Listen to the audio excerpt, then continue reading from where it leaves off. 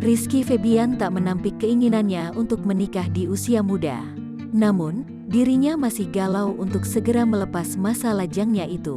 Bahkan menurutnya, ada cita-cita yang hingga saat ini belum terwujudnya olehnya. Siapa sih yang enggak mau nikah?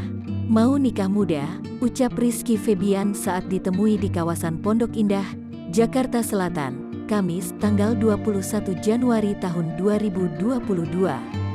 Masih jauh kalau itu, menikah, masih banyak cita-cita, sambungnya. Bahkan pelantun lagu Kesempurnaan Cinta itu tak memiliki target menikah dalam waktu dekat. Dia sampai saat bahkan masih ingin menikmati masa mudanya. Target nikah aku gak tahu, masih panjang dan jauh, aku masih muda. Pengin menikmati masa muda, ujarnya. Tidak hanya itu, saat ini dirinya sedang digosipkan tengah dekat dengan Mahalini. Menanggapi hal itu, putra sulung pelawak Sule itu tak mau menanggapinya dengan serius.